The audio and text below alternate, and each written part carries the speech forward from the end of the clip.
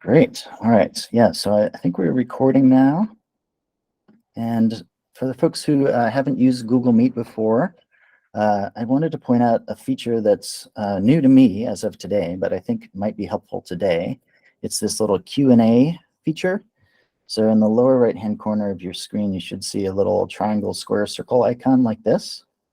And if you click on it, you should get a little pop-up on the right side of your screen that looks sort of like this, a Q&A window. And I think everybody should be able to see everybody's questions, and you should be able to add a question in a little, and even post anonymously if you prefer.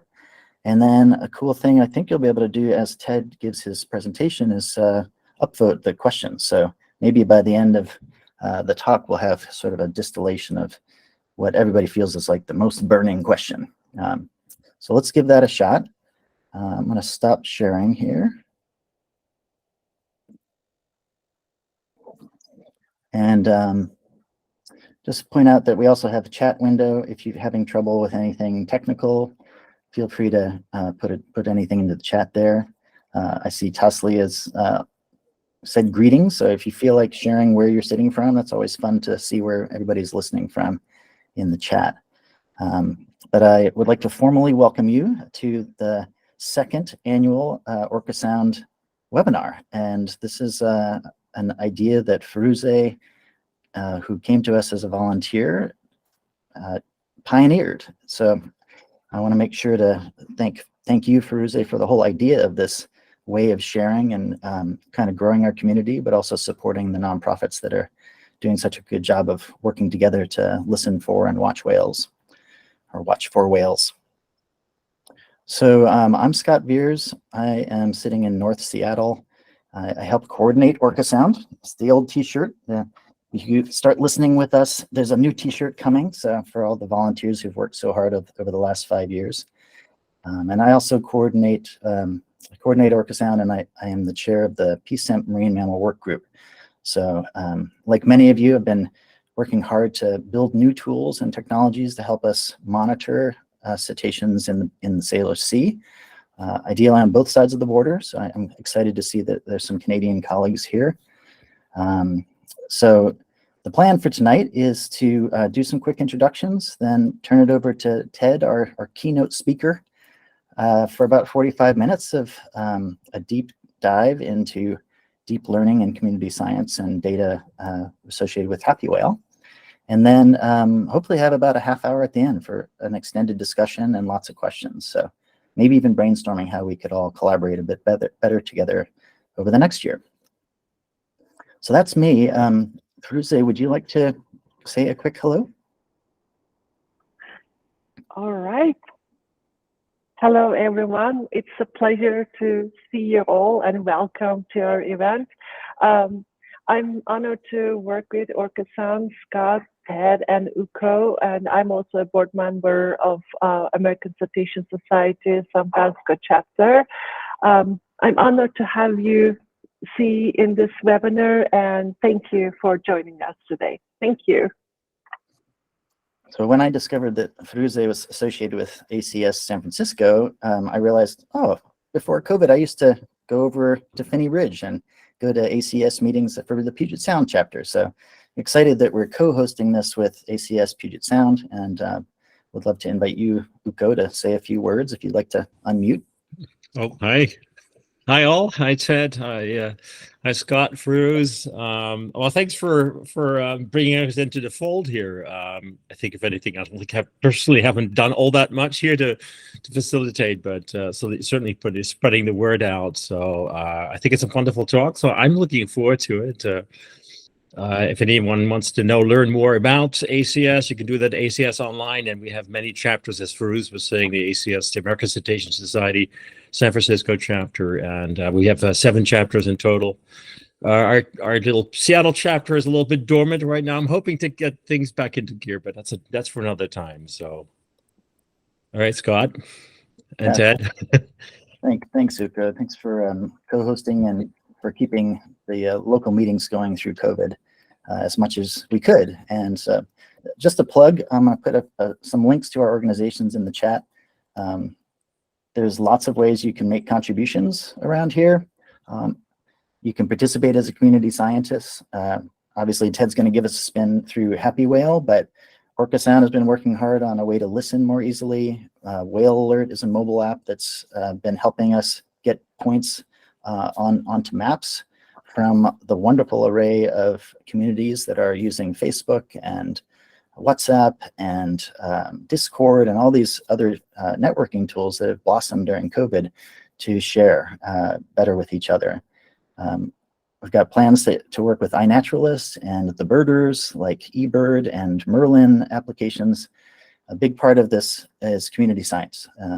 So that's a plug to just participate. Keep using these tools and helping us improve them. And I want to introduce Ted, of course. I don't know Ted, but I've enjoyed using not just the tool for exploring humpback locations, but contributing photos that I've taken on the water or from land. So that's the other piece of the many moving parts that I think are emerging in the Salish Sea to do to monitor both visually and acoustically for whales.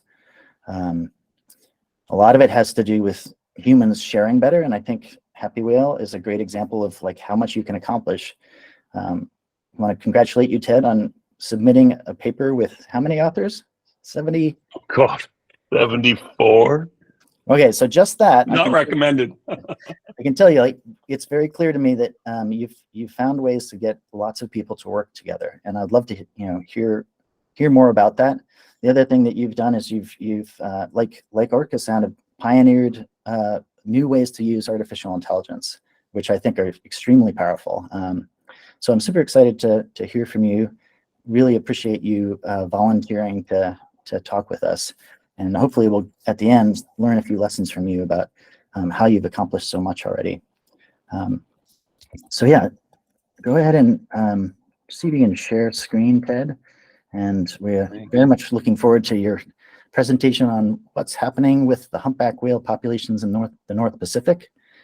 The last thing I'll say, once you get your sharing going, is in addition to participating as a community scientist, Firuze's idea was to raise awareness and build community through these events. So I'll put some hypertext links into the chat now. So if you're inspired by this, you can make a donation to Happywhale, to ACS locally, your local chapter, or just learn about and join ACS National. And Orcasound has a new thing called a collective. So while we've run entirely on volunteerism the last 5 years, we now have a way that you can give a non-charitable contribution to the software developers and designers who've been working so hard with Orcasound. All right. So we're seeing your screen, Ted. I'll let you take it away. Thanks again. Fantastic. Well, thank you for that introduction, Scott, and thanks all. I have to recognize a lot of the names of those popped up, and I have to say I'm so over the Zoom thing, but here we are, and it is a great way to communicate. I just hate staring at my own photos rather than all your lovely faces. So here we are. But yeah, okay. So this story, which I'm a little bit humbled to share into particularly the sort of Puget Sound, Salish Sea area, because it's such a special zone and such an interesting case with humpback whales. I'm going to take a little bit of a meander through some new research, actually, as Scott mentioned. I just submitted a manuscript this last Sunday, and I know that there's a few of my co-authors here present. This manuscript is the third chapter of what eventually, and hopefully that eventual, as in like by the end of this year, will be 5 chapters of my PhD thesis, which I'm getting pretty close to getting done. And this is the first real sort of biological contribution to our understanding of the whales that I myself have kind of been the spearhead of. Happywhale is entirely responsible for bringing the ability to bring this all together. So I'm going to kind of take an arc through what we've done, what I feel like it means, its significance, and focus some of the talk on, in particular, population biology of North Pacific humpback whales, which is what's the topic of this recent research manuscript, which, as I said, just submitted. So it's never seen the light of press. So it should be neat, and feel free to pester me with try to tear it apart with questions afterwards, and any and all parts of this. Obviously I can talk on and on and on for hours about pieces of Happywhale, but then too, there's also, the real truth of this is, while I've aggregated an enormous amount of data, it's the classic cliche, standing on the shoulder of giants. I have very limited experience in the local waters that many of you know very well. And so what we've done here is really tried to make a system that could build from each of our respective knowledge, each of our own actions, doing something that benefits us individually to benefit collectively. To me, that is the best of community science, citizen science, and accessible science. So with no further ado, oceans of change revealed, and the goal here is to really understand, not just document, but understand, what are we looking at in such a changing world. Humpback whales, these two images are from the Silver Bank Atlantic, of course, but spending time with these whales has totally changed my life, and it's a real treat to be able to turn around and kind of contribute back some element of knowledge, and hopefully contribute to understanding. So for most of you, I'm sure this is the bare basics, but not to take anything for granted.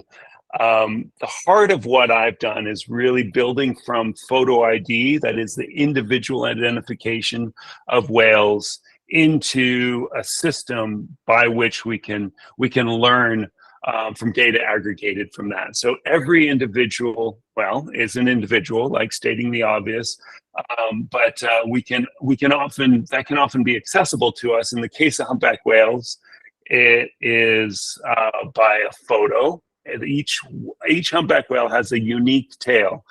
The underside of the tail has, as you see in this case, a unique pattern that's a combination of scars and pigmentation. And also notice that trailing edge. About half the North Pacific humpback whales have all black tails. They might have some barnacle scars and something, but some have none at all. But every single one has a unique trailing edge. And so this combination of features, and the fact that it's a 15-foot wide, 5-meter wide ID banner that they often show the world and is often photographed, is really, really useful for tracking individuals. And the tails themselves tell stories, whether it's that the whale was attacked and survived a killer whale attack in its youth.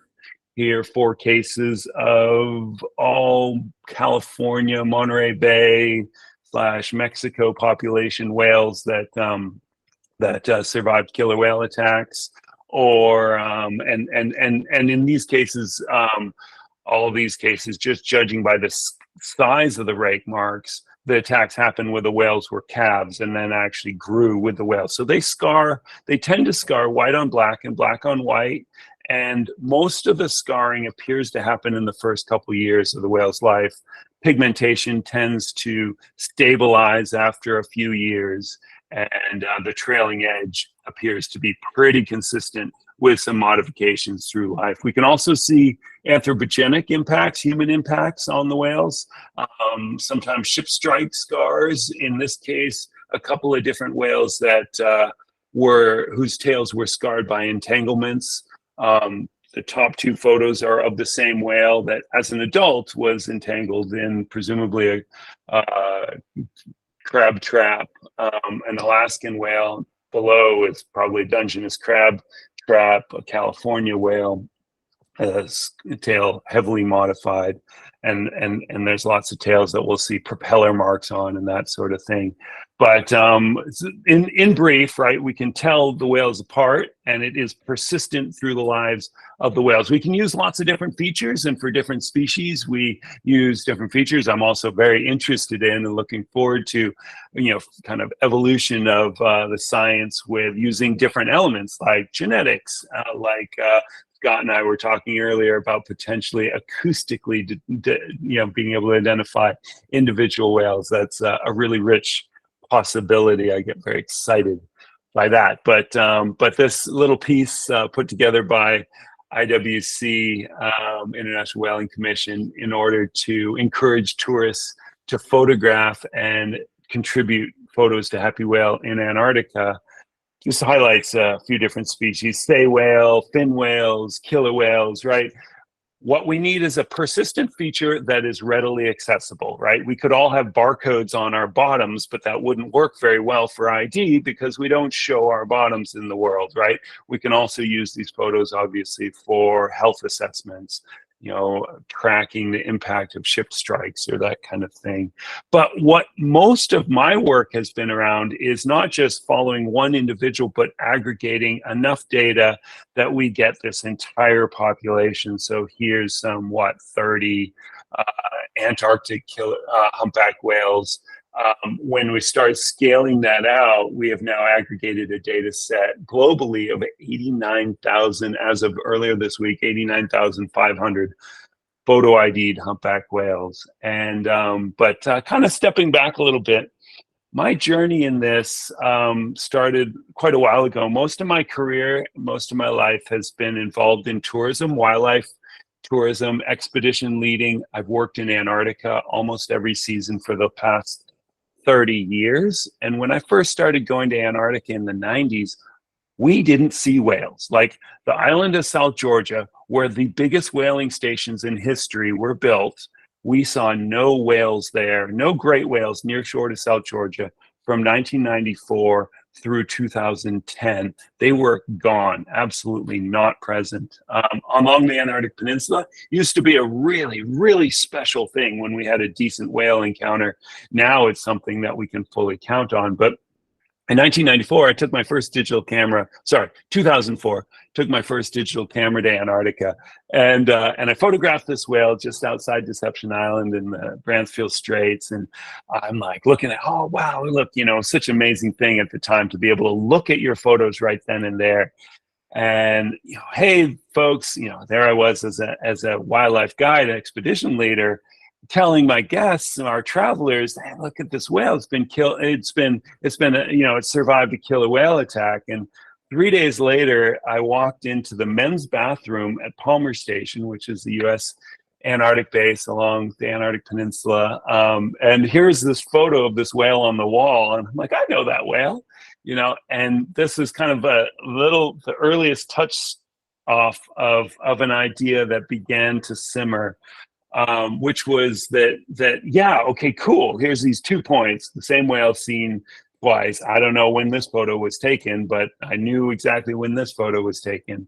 And so there's a bit of a science story in there, that there's this piece of science that the world of data, the world of science did not have access to, because there it is sitting in my camera and on the wall of a bathroom.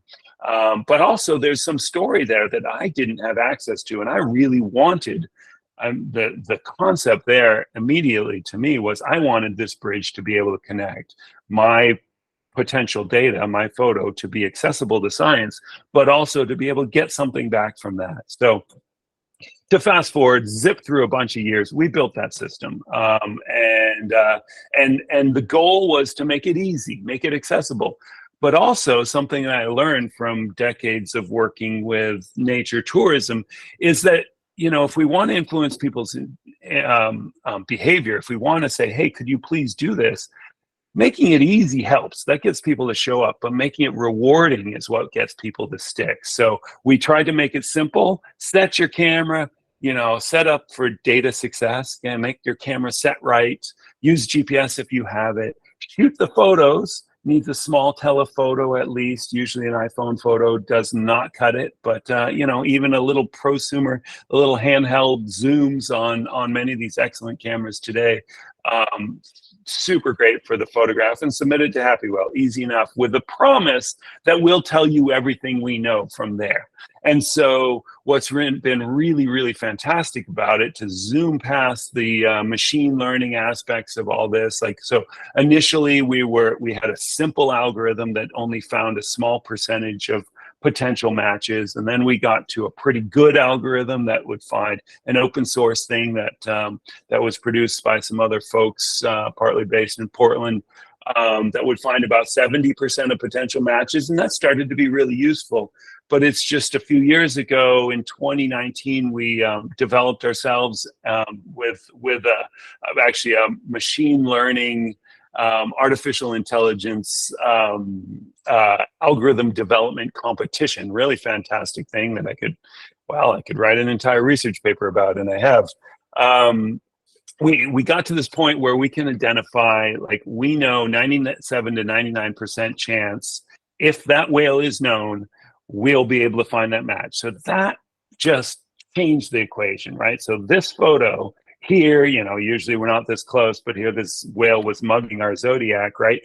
Guaranteed I can identify that whale, right? And if I don't know that whale already in the database, guaranteed I can say, cool, you know, there's a very, very small percent, a 1 to 3% chance that we're going to miss a match. So we'll just put a new ID on that whale and move on. And it's worked well enough.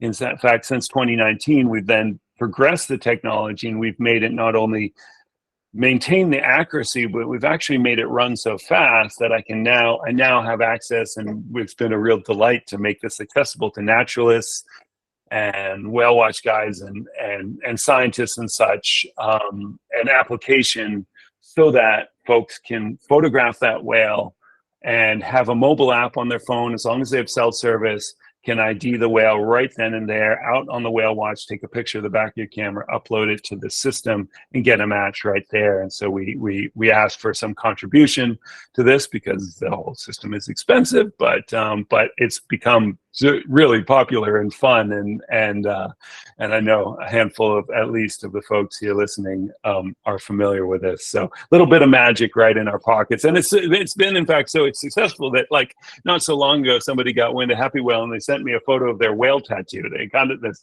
humpback whale tattoo, and I'm like, okay, cool. Well, who's that? And in fact, we're able to identify their whale from their tattoo, because it was made, of course, from a photo, but not that photo. So, you know, it works quite well. And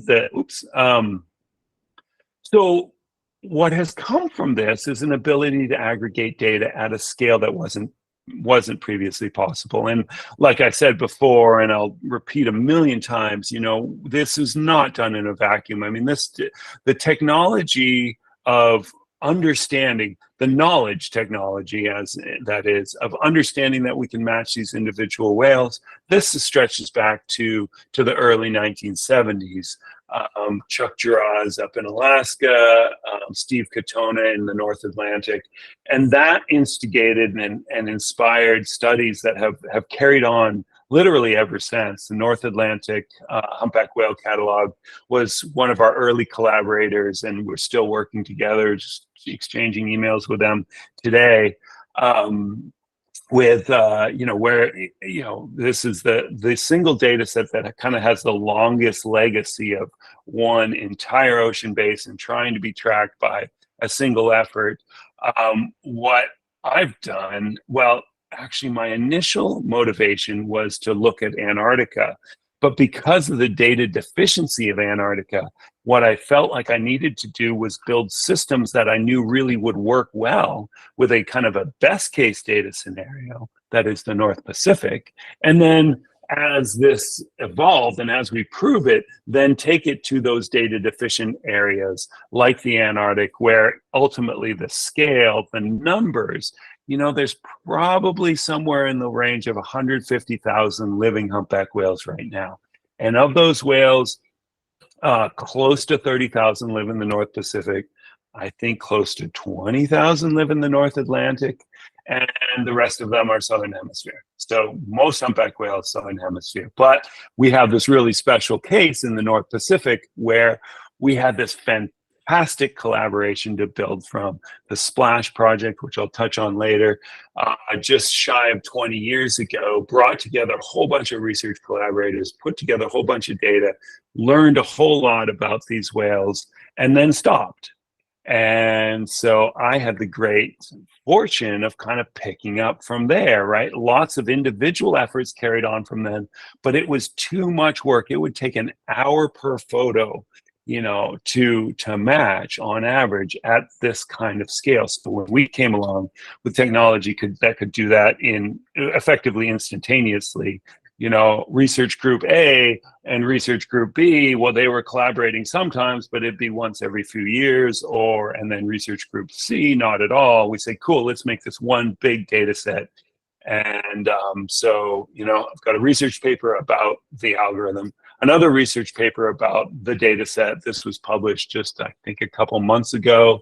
And this slide has way too much data in it but I want to point to one thing in particular here, which is what I feel like there's this really happy and healthy collaboration. You'll see in there, Southern British Columbia and Washington, the far right little circle there says R:66. So that's to say that 66% of the data that we have in this collaboration from Southern British Columbia and Washington, and these geographic regions, by the way, are split up by various aspects of the whale migratory biology. About 66% of the data that we have from your region is from research. Now, actually, the history there is a lot of the data came to research groups from citizen science. And so we look at it as research-based data, but actually more of it comes from citizen science. Now in California and Oregon, because of the very direct submissions to Happywhale, it's about 2/3 of the data that comes from citizen science. But taking it on the whole, and then other areas like the Marianas Island, 100%, all the data we have from there is from research sources. So add it all together and we have mostly research data, but this very, very healthy minority, about 1/3 of the data from citizen science. And I think, well, honestly, I think that the research that we're doing, the population biology, that sort of stuff, I think it's really, really important, but I think ultimately probably the biggest contribution to personally what I care about most, which is the health and well-being of the oceans and these great creatures.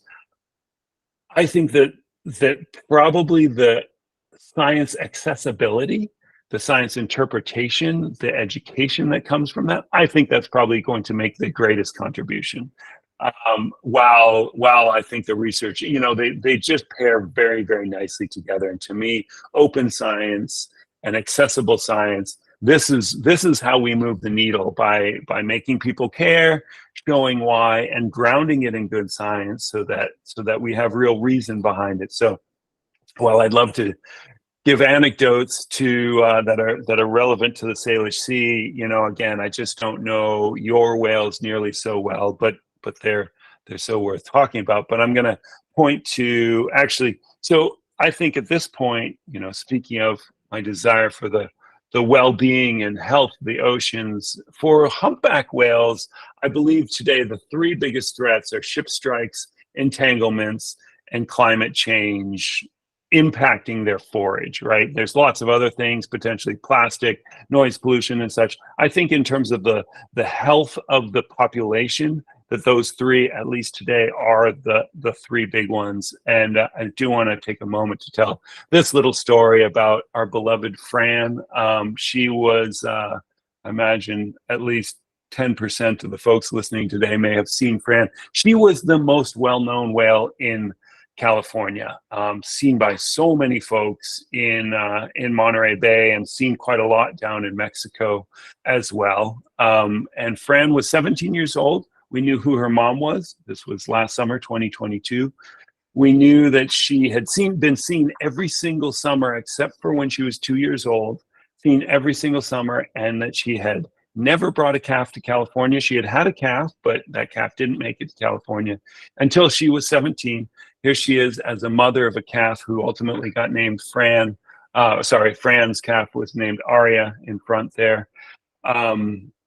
And Fran was this just beautiful, massive, very showy whale, and her calf Aria, very healthy looking, pretty fat for her age. Knew that calf was a female, and then in just the most extreme tragedy, Fran washed up with major blunt force trauma after necropsy found that she had been hit by a ship. Killed by a ship somewhere off of San Francisco, washed ashore in Half Moon Bay, and on the San Francisco Peninsula. And there is absolutely no reducing the tragedy of it, but a little bit of a bright note around it is, to me, is the awareness element. You know, in the months after Fran was killed, like in the latter half of last year, I remember reading about at least 4 different other ship strikes along the North American U.S. West Coast, and none of them, either I heard about them, someone emailed me pictures, or I read about it in a little local newspaper. Fran made the front page of one of California's largest newspapers. And so there was this awareness and this, you know, will her calf survive? Did the calf get killed by the ship? Was the calf old enough to survive? Well, this is where the you know, our alertness, our engagement really came in here. We had great photos of the calf, but we know this fluke's going to change. We had great photos of the dorsal fin, and we now have a dorsal fin ID algorithm. There's not as much information in that dorsal fin. We're not as confident. We are not really certain yet how good it is, and we don't have as big of a base catalog and such. But we really, really hoped, we kind of figured, okay, if Fran's calf, if Aria did survive, we would ultimately probably be able to detect her. And so sure enough, and it was just such a bright thing. I mean, Fran was named by a really wonderful fellow, sort of a good known local fellow, Ferd, who named Fran after his late wife here in Monterey Bay. And I was the one who called Ferd to say, hey, Ferd, Fran was killed by a ship. And so when Aria got seen, I was like, and I get to be the one to call Ferd, because it was so cool. I mean, I got a call from a whale watch vessel out in Monterey Bay. Hey, I think we've seen Aria. Can you check? Can you confirm this? And I love this because, like, look, there's 90,000 whales in this database. Like, I do not know individuals on this level. A lot of folks, well, you know, start a conversation expecting that I know like the full sighting history. No. I mean, my computer knows that sighting history, but not me.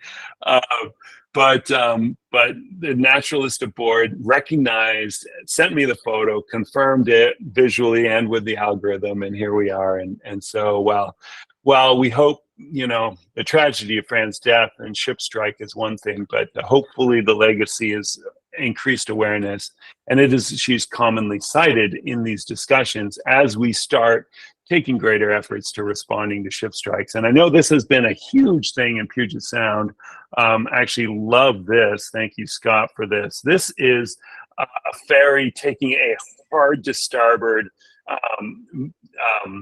maneuver to avoid a whale. And just to really highlight kind of the wonderful expansion and contraction of the way we're engaging with the oceans. You know, I guess I feel like most stories of ocean science start with we don't know, or like, oh yeah, well, you know, it's just these big unknowns because it's out of sight, out of mind. But by applying these technologies and more, applying human engagement, applying our interest, what you have here is a maneuver, right? But what backs that up? Well, how cool is this? Here's the sighting history screenshot that Scott shared with me today of multiple sightings of these whales over time, thanks to your sighting networks, and a sighting of that calf, or sorry, of that individual, CRC 20243, seen shortly after, successfully identified as alive and not having been killed by that ferry. So how cool is that? And I think these stories really make it personal. so that, you know, when a ferry hits a whale, it's not, oh, a whale died, but it's like, oh no, this whale that I know and care about is threatened. And so we need to change the behavior. And yeah, I'm willing to take a slower ferry, or I'm willing to have a, you know, whatever it is, fill in the blank, because, you know, our efforts to adapt and not make the urban, I mean, we totally have to recognize we are urbanizing our oceans, but how can we do that with compatibility to all the living creatures there? So diving hard back into the population biology, you know, the other side of that is for what I'm doing with population biology. I don't care about, you know, well, I mean, I care about, but I don't need this fine scale resolution, multiple sightings in a day, multiple sightings per season. I'm aggregating things to one encounter of a whale in the feeding areas, in the breeding areas, so that I can build a population model. And the history here is that we have changed these oceans more than we can possibly grasp at this point. You know, whaling was continued in right out here, Moss Landings, you know, half an hour south of me. There's a humpback whale being hauled ashore in 1921. We know that whaling in the Salish Sea continued. Actually, I'm sorry, I don't know exactly when it continued to, but I do know that it was it 1906, the last humpback whale was killed in the Salish Sea. No humpback whales seen in the Salish Sea between then and when Big Mama swam into the Salish Sea in, 1996, was it? Someone here will be readily able to correct me on that if I've got it wrong. So, you know, we removed the whales. And while whaling was banned in various stages and places, it also continued past those bans. It's really easy to use Russia as a kicking, you know, kind of a kicking bag these days. But we were all responsible for this. It went on a good bit later than international law tried to make it because of an illegal Russian whaling campaign. But, you know, the US, we can't go pointing any fingers, because we absolutely were the forefront of whaling technology, you know, 100 years earlier, until we kind of transitioned our technology development to oil and gas. So here we go. But we were really, the legacy now is not so much, I have no interest in pointing fingers. I really want to understand where we are and see where we can go, right? Because we don't have any agency over the past, but we have all the agency in the world over the future, right? So what the legacy here is that as far as whales were concerned, we were left with empty seas. You know, I was born while whaling was still going on in the North Pacific. The last humpback whale in the North Pacific was killed by commercial whaling anyway, in 1976. I was born in 73. But right about then, I have on my desk a copy of the record Songs of the Humpback Whale. And that was released in 1970 by Roger Payne. And the Save the Whale movement, like, let's context-wise, there were 3 million whales killed last century. We emptied the ocean. The North Pacific was emptied down to about 3% of former probable healthy whale populations.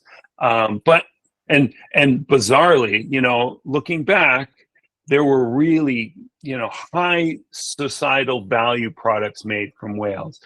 New York's crime rate dropped dramatically when New York City was lit by whale oil lamps, right? It decreased crime. Okay. I mean, I'm not going to say I like whaling for that, but okay, there's some justification there. But most of those industrial whales were turned into margarine, were turned into dog food, were turned into fertilizer. Those were the 3 biggest uses. So the Save the Whale movement and decisions like the Endangered Species Act, the Marine Mammal Protection Act, and honestly, a bunch of economic changes too. And fortunately, the fecundity, the ability of these whales, you know, they were commercially extinct before they were biologically extinct. So these whales, the great humpbacks and most of the other great whale species, they survived the age of sail with minor impacts to the population. I'd say most of them, because gray whales did not.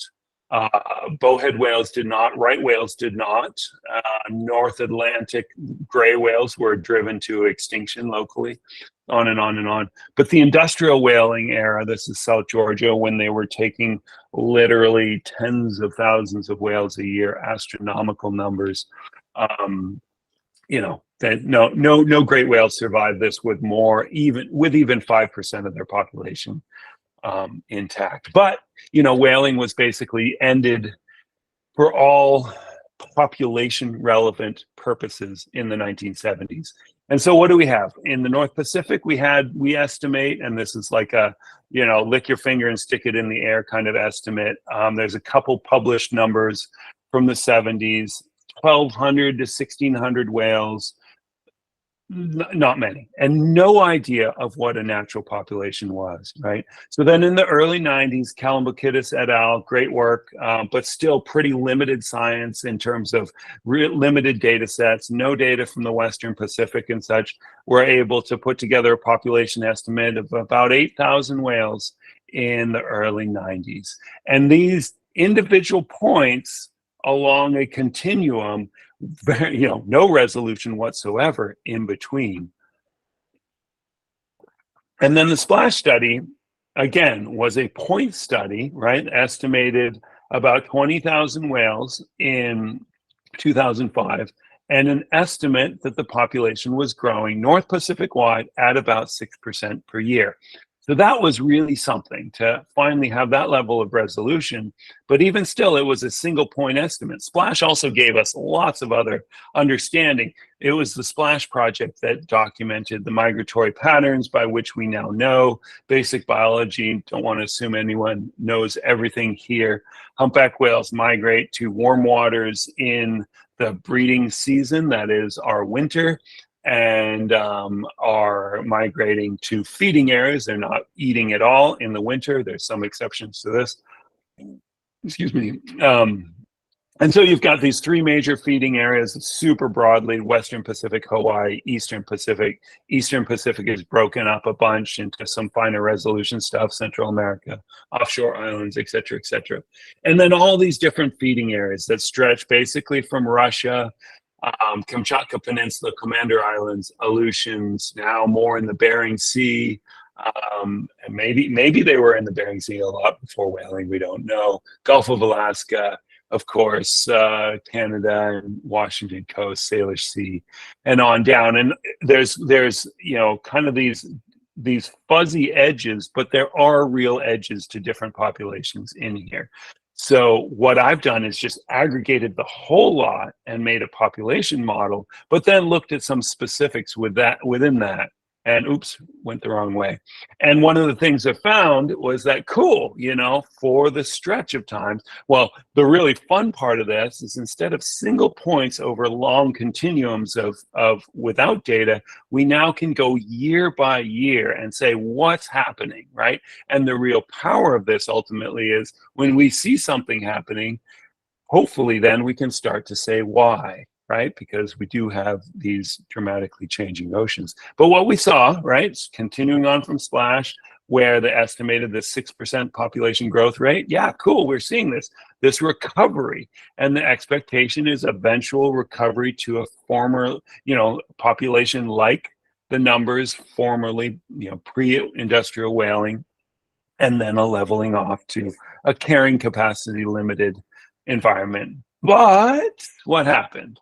Well, the great marine heat wave, the blob, the Pacific marine heat wave. This, you know, we Phoenix this summer, hell of a heat wave, right? They had this crazy hot month that broke records. Well, this heat wave was 2014 to 2016, and then kind of took a year's break and then was back again 2018. So just crazy scale, right? Persistence.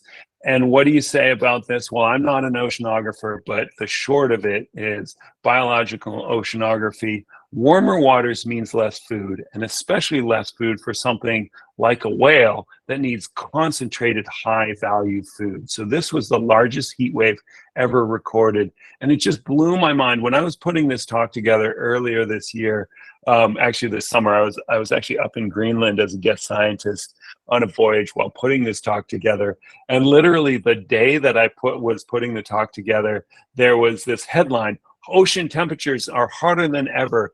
And this was talking about that week. So we now have these beautiful systems whereby we can measure this, and we can not only measure it, but in near real time, and the great thing about this resolution is that we're seeing it. The horrible thing about this resolution is that we have to stare reality in the face and realize what's happened. So the huge surprise to me with this data, and here's the kind of the reveal, this is the slide that encapsulates much of what we learned in this recent study, is that there was a huge population response to that heat wave across the North Pacific with humpback whales. Now, this is aggregated data, a little bit of it from the Western Pacific, a lot of it from Hawaii, Central Pacific, a lot of it from the Eastern Pacific. So what you see here is this inflection around the mid-20 teens where population ceased to be in this recovery stage and went past, instead of being like, okay, leveling off stage, but it actually went to a decline stage. And so when we go and we drill down and we try to look more specifically, well, we broke out two regions. We broke out Hawaii breeding whales and we broke out Mexican breeding whales. And for the Hawaii population, which feeds more in those northern latitudes where the heat wave was at its highest, well, we saw actually a steeper population growth, which is fantastic, right? Because these whales were taken off the endangered species list based on this population growth rate, various papers and studies looking at it from Splash and Forward, and all the data coming from Splash saying, yeah, cool, Hawaii's fully recovered, that's awesome. Well, wow, story really changed. And actually the population as we see it now is about where it was back in the early 2000s when the whales were still on the endangered species list. So quite a striking result. Now, the happy thing is that we do see some recovery of breeding rates. So I don't think that what we have here is a peak and then a decline and like, oh my God, they're going extinct, but actually a shift to carrying capacity limiting limited populations, but also this really heavy layer of that carrying capacity having actually decreased because of the marine heat wave, actually reducing the capacity of these oceans to support these whales. But then combine that with Mexico, which appears to have gone through a much more classic recovery. Really awesome, right? The whales appear to have leveled off, possibly some response to that heat wave, but appearing to be curving to a healthy, healthy kind of carrying capacity limited state. And this is probably its pre-whaling numbers. Those numbers on the left, please don't quote those because this is a relative abundance, which is kind of a too long, didn't read explanation for me to be able to go into right now. But I do want to point out, local to the Puget Sound, Salish Sea, sort of Washington, British Columbia, your whales. Here's a little sample of the migratory destination for 644 of kind of Eastern Salish Sea whales that I have data for. Of these, a little more than half we've found in breeding areas. Hawaii, Mexico, and to a very, very lesser extent, Central America. And so you have this really interesting mix of about 60% Hawaii whales, about 40% Mexico whales, and a really kind of interesting swinging like 3% of whales that we've seen both in Hawaii and Mexico.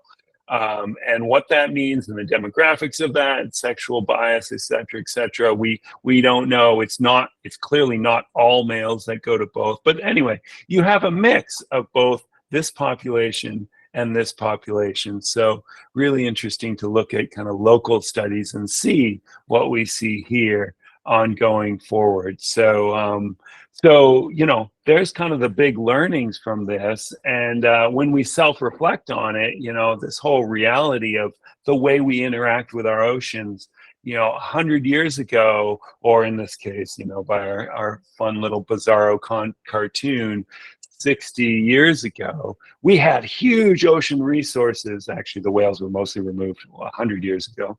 Huge ocean resources and relatively lighter appetites. Now we have these much reduced ocean resources and kind of bigger appetites. But, the beauty of it is that it's shifted with whales, right? We now have the whales are back, but they have huge appetites. So will we be able to, cohabitate?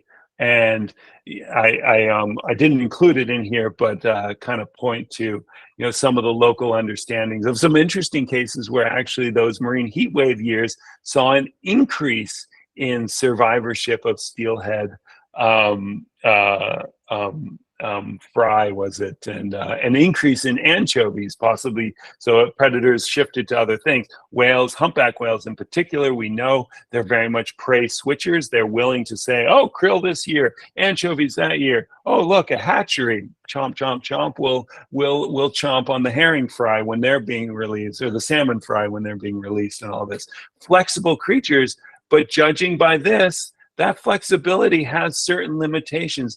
They are clearly not saying, oh, well, no, it's really hot here in Alaska, we're just going to go over to Russia. They're not doing that. So and this is actually a myth that I hope between this and my next paper, which is about population and migratory patterns, that we'll be able to sort of dispel a bit of that myth that, oh, well, they're just flexible creatures. They can just move. No worries. We don't need to worry about that. But and with that, I want to actually wrap up with a little bit of looking forward. One thing I'm looking forward to is, this collaboration. I mean, what I've been able to do has been built on an enormous collaboration, 74 co-authors on this paper.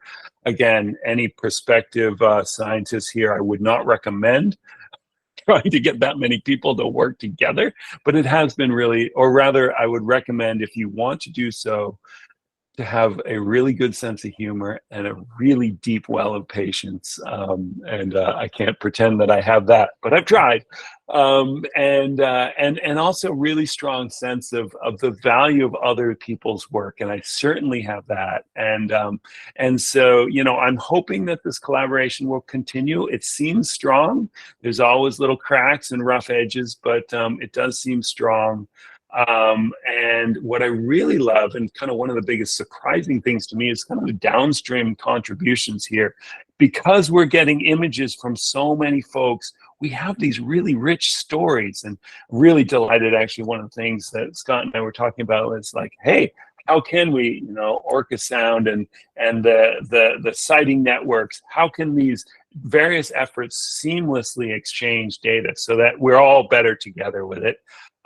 One of the great studies that I'm just so keen on, it doesn't reach into the Salish Sea so much, but up in Alaska, between Alaska and Hawaii, collaboration with University of Hawaii and Alaska Whale Foundation, it's actually measuring body condition with drone imagery, and then using fluke ID and other individual ID mechanisms, tracking that individual over time so we can see how this whale is growing or shrinking, right? In Hawaii, that mom feeding that calf enough that calf is growing by 100 pounds a day, growing an inch a day, mom has to be shrinking to deliver that food to that calf.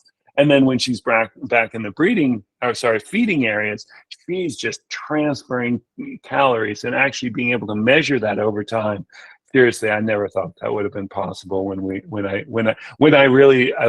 started all this out of a I wonder if we can, and I'm pretty bored of what I'm doing anyway, or kind of frustrated, et cetera, et cetera. So again, absolutely, this is such an incomplete list of all the collaborators, and I can readily think of a couple, Salish Sea entities that should be mentioned here that aren't, but built on so many collaborations and help of so many folks. And with that, I will wrap up the talk and be delighted to hear any questions. So, thank you.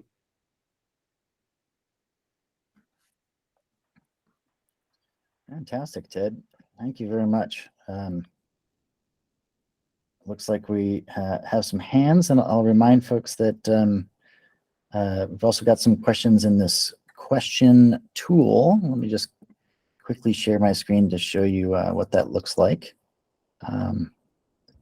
And we've got some great questions already. So somewhere, I think it's a little different view for me than for you, but in the lower right-hand corner of your screens, you should see a little triangle, square, circle icon. And if you click on that, you'll see there's a Q&A option.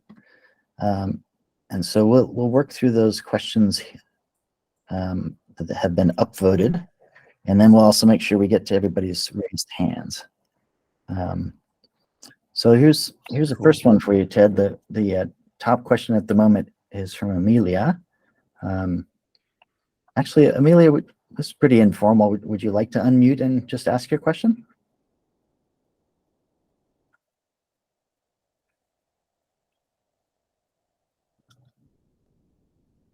All right.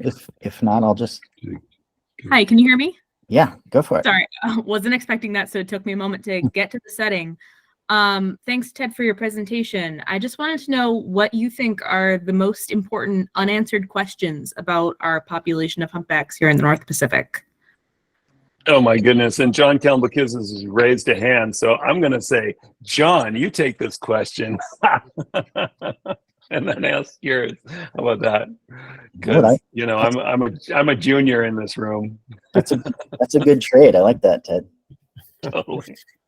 Well, I think you've done a great job. But what I really liked hearing, Ted, was the whole North Pacific, you know, looking at it basin wide. And I think there are important questions basin wide, of course, but maybe taking the question and focusing it in to the Salish Sea specifically.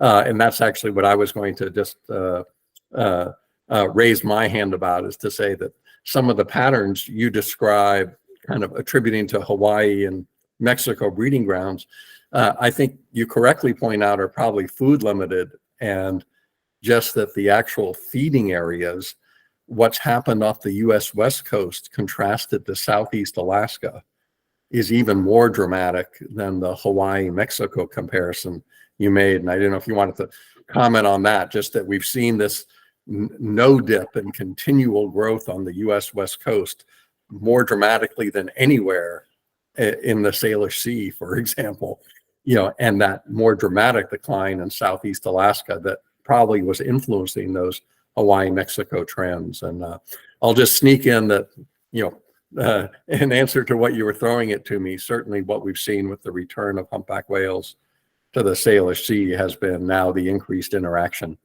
with shipping traffic and fishing operations. But I've talked long enough there. I snuck in both my question and tried to get in a slight answer to the question you threw to me. Well, you know, way to throw in some intimidation there, John. I'm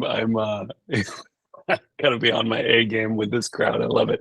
I mean, you know, so yeah, I mean, I guess, you know, when I look at California, it seems like it's been a decade of hearing, honestly, from yourself, John, and others, like, we think this population is basically fully recovered, and yet it still continues to grow. And, you know, I can't say anything really too enlightening about that, other than, I mean, I'm delighted that we have at this point the tools to see it, and hope that we continue to apply it and improve them, because I mean, anyone who looked real closely at those any of those charts, they have like huge error bars and such, where they really illustrate trends, but they have their limitations.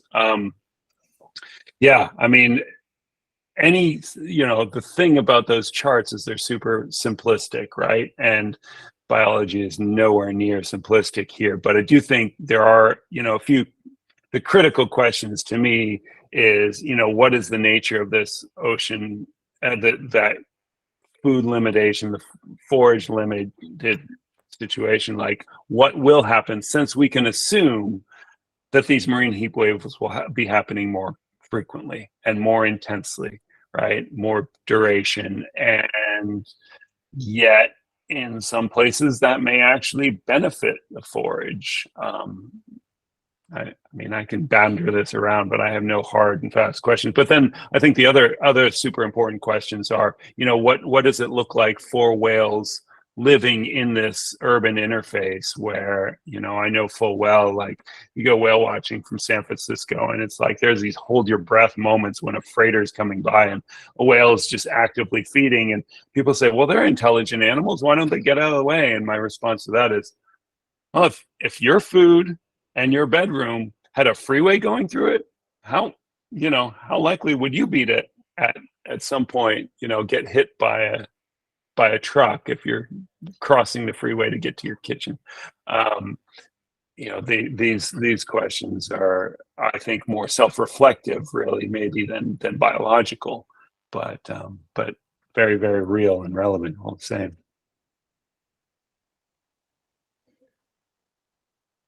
Great answers from both of you. I want to actually, for this question, it's such a good question that maybe we open it up to anybody else who would like to chime in. I'll just quickly say that, and maybe Emily will chime in here too. And on the bioacoustic side, the thing that's super exciting to me as we get these tools that can, in near real time, or certainly within a day or two, identify the individual is asking questions like, is it really the males that are vocalizing? Or are there times when females or juveniles vocalize? I think we've already come pretty close in Harrow Strait to times when we could, thanks to Happywhale and other observations from land and boat, say with some certainty who's vocalizing in Harrow Strait. So that's super exciting.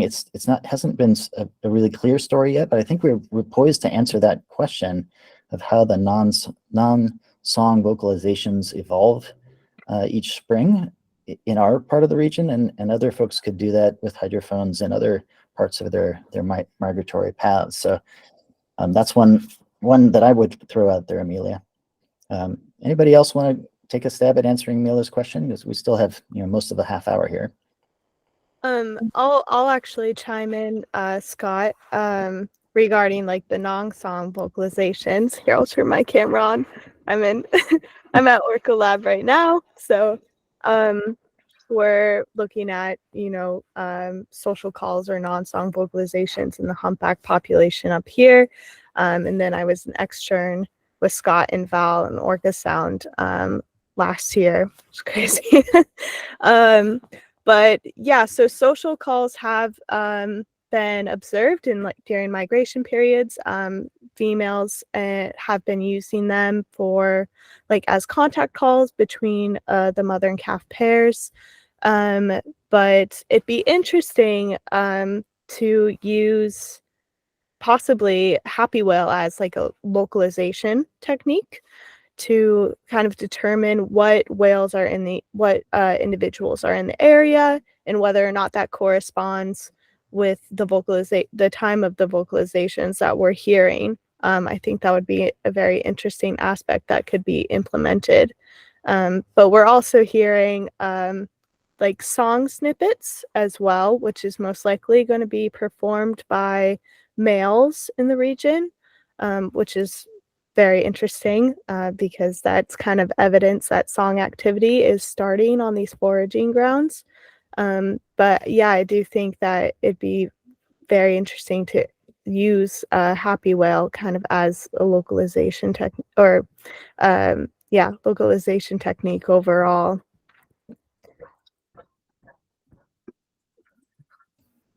Thanks, Emily. It's great to see you, and particularly have you connect from the north.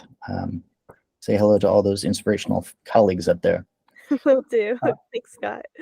Scott, if one quick point I was going to make was just that there is an increasing body of data from acoustic tags put on whales that is one of the more powerful techniques to look at kind of vocalization patterns and roles. And we've been collaborating with DFO the last 3 years on a project deploying tags on humpback whales in the Salish Sea, primarily to look at ship strike risk.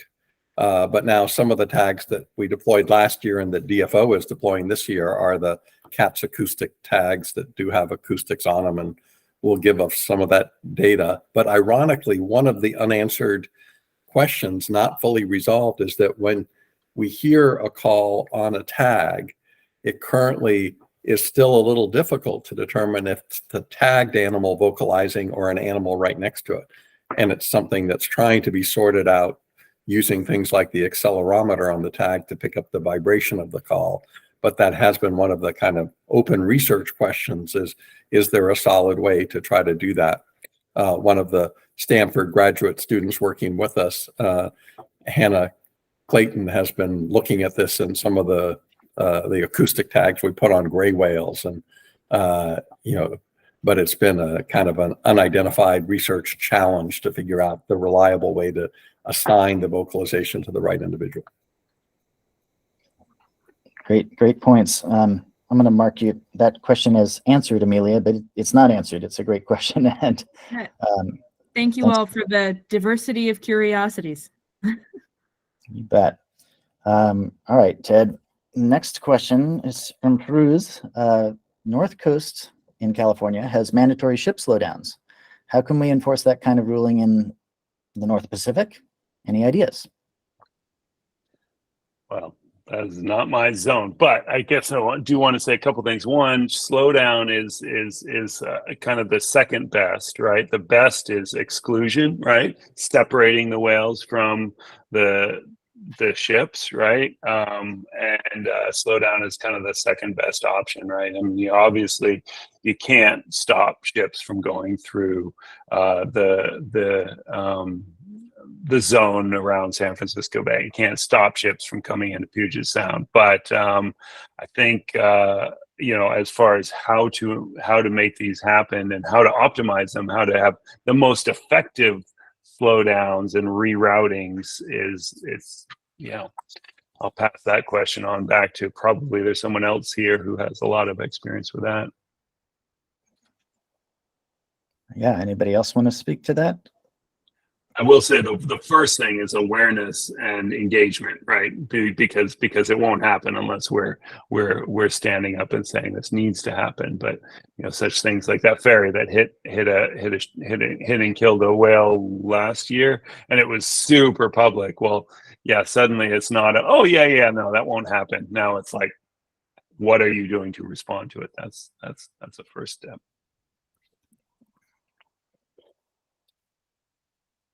John, you've done a lot of work in California and up here. You have any thoughts on the? No, I think Ted made an excellent point. And when he said separation, what that really means, I think, is putting some hard thought to where the shipping lanes are placed, since that channels the shipping vessels. And the shipping lanes we have here have not been, really altered to any significant degree, but that has happened both off San Francisco and in Southern California, where the shipping lanes were altered specifically to avoid kind of high density whale areas. And I think having a hard look at that here, we do have a lot of concerns, Scott, and you're involved in this as it relates especially to, killer whales.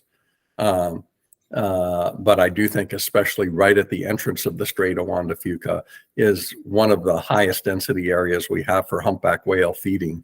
And there's been little consideration, over how to maybe shift those shipping routes that might take them less through the high density areas there. And hopefully that DFO study on the Canadian side, because they're concerned about the increase in vessel traffic that some of the exports that they have there is going to create, have been looking at this more intensely. And I was excited that for that reason that DFO was taking that on as a major kind of research question to try to inform. Yeah, good point. Go ahead, Erin. Thanks for joining us. Hi, yeah.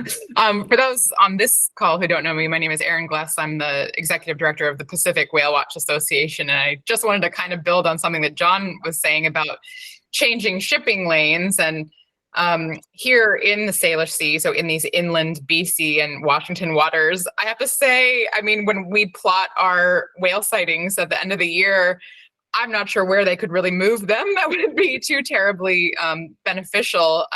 Maybe out there at the mouth of the Juan de Fuca, there's small adjustments that could be made, but I mean, they're feeding all the way in, all the way down into Puget Sound. You know, I just had a humpback whale off of the Seattle waterfront today down in Puget Sound, the young one that was seen a couple of days ago. I was telling Scott, luckily it is okay. I know there was concern with the ferry making that last minute veer, but that's the whale I saw today. So it's still doing well. But yeah, I just don't know what adjustments could be made, because it seems like these humpbacks are really feeding right in the thick of everything. The ferry lanes, the the shipping lanes. I'm not sure where you could really adjust those that they wouldn't be impacting at least some type of whale. And when I've been involved in these processes with DFO, they wanted to change shipping lanes to benefit southern resident killer whales, and some of their proposed routes, move even more into humpback territory. So something's always kind of got to give. But yeah, I'm just not sure what the options are up in this region specifically.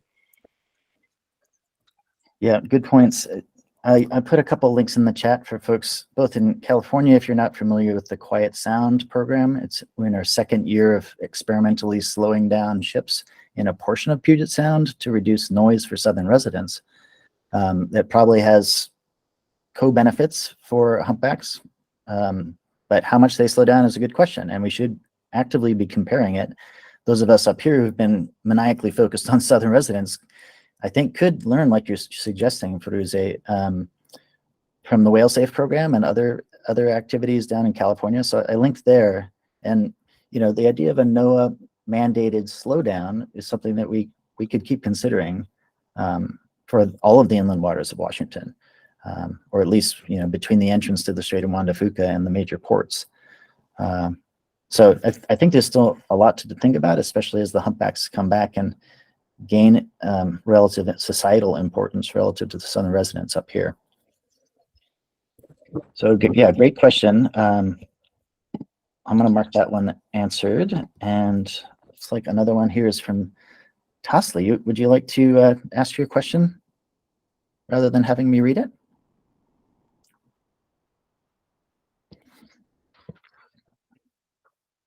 I should have given you that option, Firuze. All right, so. Hi, can you hear me? Good, yes. Hi, thank you so much for the presentation. It was really enjoyable.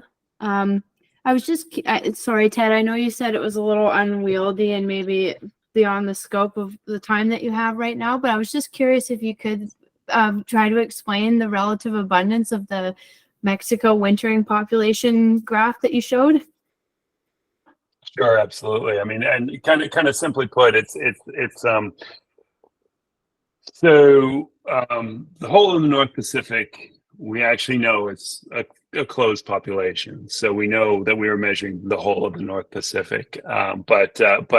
But when we take our Hawaii sample, we don't necessarily know that we're equally sampling all Hawaii whales. And we actually, specifically with Mexico, we know that we don't know what area we're sampling, because like the Mexican sample includes Central American whales passing through and such. So it's a relative estimate, basically with the idea of getting a rough number, but mostly a trend, because we haven't objectively defined what we're sampling. It'd be like if you're going into a football stadium and trying to assess the population, but you actually weren't sure if you counted like everyone who came there or like just the home, the home section, right? If that's, yeah, that's roughly it. Okay, thank you. Maybe just dovetailing on that a little bit, do you have kind of like a definition for like when you would consider a whale to be deceased, like for sure? Does there have to be a certain number of years that have to go by? Well, I'm so glad to say that I was not required to do that in my PhD. My major professor is Phil Clapham, retired from NOAA a few years back. And initially I had said, and John can laugh at me for this one, because my original, like, this is what I'm going to do in my thesis. And it was like, I don't know, 7 or 12 points, any one of which could have been a solid PhD, but I managed to trim it back to only a few things, and so that study, like survivorship, I mean, ultimately, what would be great to have would be this is the sighting history that we have, and based on what we know of kind of the context of the likelihood of a whale just disappearing, even though it's been considered, even though it's been seen consistently. But it may have just changed behavior a little bit to go to an area that is very much less sampled, like it used to regularly feed coastally, and now it's feeding out of the continental shelf edge. We see this all the time. A whale that was kind of seen pretty consistently, and then 10 years go by and figure, oh, well, must be dead, and then boom, there it shows up again. So I really couldn't say that at all for any one whale, and even like, oh, we haven't seen that whale for 10 or 20 years. But I guess the punt of that question is that I think a near-term study, probably not led by me, but someone who is way better with statistics, is to look at survivorship, right? What is, which is take into that model births and deaths, which we have not included, and then go from there to say, okay, based on what we know about,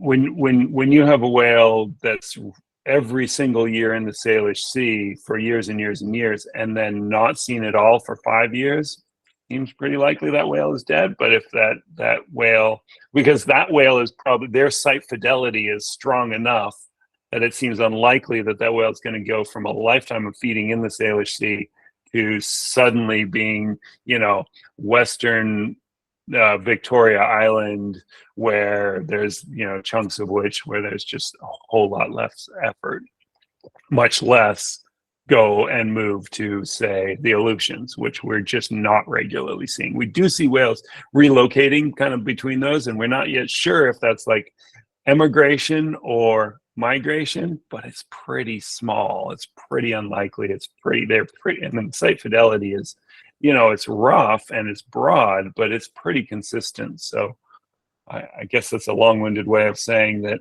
if you've seen that whale regularly and then stop seeing it, after 5 years, that it's a pretty good chance that the whale's gone. Yeah, Thank great. you for the time. I appreciate it. Yeah, great questions and answers. We have about 10 minutes left, so I'm going to accelerate just a bit because we've got 4 more questions here at the moment. So let me just read one from Gretchen Bursler, a brief one for you, Ted. Can the pectoral fins be used for identification as well? Fantastic question. Yeah, absolutely. Absolutely they can. But the problem is, if you get a pectoral fin shot, it's actually pretty hard to tell, like, is that the top of the left fin or the bottom of the right fin? You don't see the pectoral fins that often. So, but, we can use, features all over the animal's body, and many things that aren't features. Actually, one of I showed an image of an aerial view used for that biometrics assessment. They're using, because about half of the whales they don't get a fluke photo for, so they're using the location of the stove bolts, the hair follicles on the head of the forehead of the whale. It's really like, can you consistently see it? And that's the problem with pectoral fins is, yes, you could use them, but to build a catalog and functionally use it at scale, really tough, right? So we might get it where, like, okay, cool, might see that whale again and then be able to say, oh yeah, there's the case, right? Awesome. But it's not gonna really be particularly functional on a population scale. Thank you. Yeah, great question. There's another fast one from Uko. Does Happywhale receive any data, specifically photos, regarding the Arabian humpback whale population? So interesting one, right? That is the one population that we have no data for. And quite frankly, it's not, I'm not sitting there going like, come on, I want that data, because it's such a small population and there's a pretty intensive effort there. And there's not a citizen science component. So we don't really have and that's not obviously this 2/3 of the data being research-based. It's not by any stretch the only, but it's one of the compelling things is like, if the researchers put the data in, will we get this added value of contributions? And that's those whales just as far as I know, this is what I've heard, is they're not, the demographic or the distribution of them is such that you don't have tourists photographing them. What is it, like 70 whales? It's just a tiny population. Where I guess there was one that was satellite tracked, having, the genetics say they haven't interbred for 70,000 years. And again, I'm repeating with a bit of hesitation what I've heard. But there was a satellite tracked whale that went down into the southern Indian Ocean, which we do now, actually, thanks to a bunch of recent efforts, ironically, from a fellow who's not at all a scientist, a private pilot who just took it upon himself, like obsessed, getting everyone to, particularly tour operators, to share data. We now have a pretty good recite rate across kind of southern Indian Ocean, Mauritius, Madagascar, South Africa. So what I think it would be worthwhile to just see, do we find any matches without necessarily actually having the data for such a small population? I don't see that we would necessarily add value. Thank you. Yeah.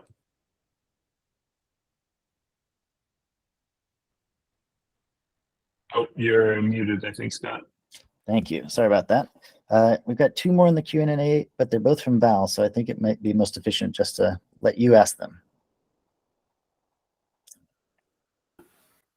Well, I think you really answered my second question, which is you don't sample every one of these whales every day. And so it's pretty hard to know when the curve drops for sure that the animal has died. I guess you know that it's left the Hawaiian, signaling ground, breeding ground. The other question I have, which is really simple, and that is you showed us that cute little picture of the baby whale that lost its mom and has little circles all over the place. Looks like lifesavers or something. Must be, I don't know, barnacles in some strange form. Are those likely to become permanent that you will then train your model on, or what do you think about that? Yeah, good question. I'll try to answer and pull this up at the same time. So here you go. I think, can you see? Yeah. Okay, so in the bottom photo, you can actually see the barnacles that then grew. And then when this whale, so these whales tend to scar white on black and black on white. That's not universally true, but if they, and not all the scars persist, but you can actually kind of see that in these two photos, right? A little bit of some of the scars remain faint while what others got darker. And those scars are from barnacles. So those barnacles would have grown in the in the summer season, feeding along the California coast, and then presumably were shed off when traveling into warmer waters in Mexico. And those scars, we would expect they'd persist. They seem to accumulate most of their scars in the first few years of life, and then features will change. A colleague of John's used the word ridge or edge softening of that trailing edge. All those little bumps along the trailing edge will kind of soften over time, but those will persist. And those barnacles, like, it's hard to grasp scale here, but that's a 5-meter tail. So those barnacles ultimately are the size of fists, and the scars get the scars get bigger because they'll grow with the whale with time. Yeah. Oh, awesome. There you go. Nice. Oh, there's a barnacle. What species is that? Oh, stumped you. Wow. Oh, you're muted. You're Uko. muted. Go ahead and unmute and give us the scientific name. Oh dear God! Now you got me right. I'd have to go just check it in just a second. That might be, it's something with boops, I guess, or something. I guess I'm not sure. Thank you, Ted. Good answer. So Uko, can you show that to everybody? I'm not sure that they saw what you have there. So is that an actual barnacle off of a humpback? Yes, it is. Yeah, yeah. These are kind of unique to Poronula. I think it is one of those diadema. I think it is something like that. If I'm something guts to me now, something, but it is. Yeah, like the gray whale barnacles too. Those are unique to gray whales. These are unique to humpbacks. So they'll be sort of this size, but they can be different sizes, of course. Great, thank you. I don't see any more questions in the Q&A, and feel free to folks to just raise your hand at this point or jump in. But I do see a couple of comments I wanted to flag. Ashley mentioned a really interesting account of a ferry in Howe Sound up in BC rerouting. And I wondered if, Ashley, are you still on? Would you like to tell that story, or have you departed?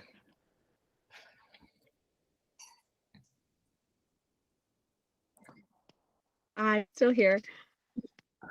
Oh, great. So yeah, it was really interesting. It was sometime last week. We had, oh gosh, a lot of humpbacks right in Howe Sound, kind of main ferry channel, and a bunch of us. So the main vessels that are sort of heading out to do whale watching in that area are from Wild Whales Vancouver, Prince of Wales, Seabreeze Adventures, Vancouver Whale Watch, and sometimes the Vancouver Island Whale Watch guys.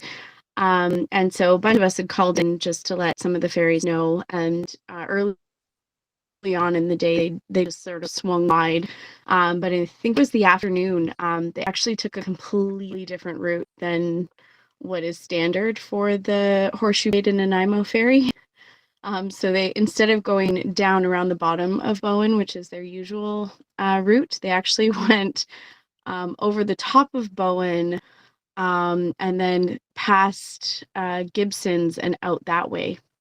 So like they took a huge detour, which is something I don't think I've ever seen them do. I've been doing this for 12 years. Not that I pay a huge amount of attention to the routes that the ferries take, but yeah, it was really incredible to see them make that big an adjustment in their path. That's fascinating. Yep, I noticed in the the animated GIF that Ted showed of the Washington State ferry that that ferry got back on route and back up to speed pretty quickly. I will actually try to reach out to them and ask sort of how they made those decisions to and kind of what their protocol is, because they have struck an animal in 2019, I think, in almost the exact same situation where the ferry's leaving the dock in Seattle. So I think we can do some work on sharing sharing our increasing understanding of where they're occurring in real time to sort of mitigate what's pretty clearly one of the main strike risks in the inland waters, which is the many transits of the ferries across their habitat, or the habitat they're reoccupying. So we got just a minute left. I just wanted to give everybody a chance to throw in the chat some thanks. Thank you, Ted, very much for taking the time and sharing this with us. Thank you, Uko, for co-hosting us, and looking forward to seeing you in person again. And thank you, Firuze, for the whole idea of creating these webinars and starting conversations between California and Washington and across species like orcas and humpbacks. Delighted. Thank you all. It's a pleasure. Yay, whales. That was from Ken Balcom. Oh, yeah. Good point. Started a conference with "Yay, whales." I thought it was great. All right. Awesome. Excellent. Well, thank you, everybody. I'll get this recording out as soon as possible, and look forward to seeing you all in person someday. Good night. Bye-bye. Have a great night.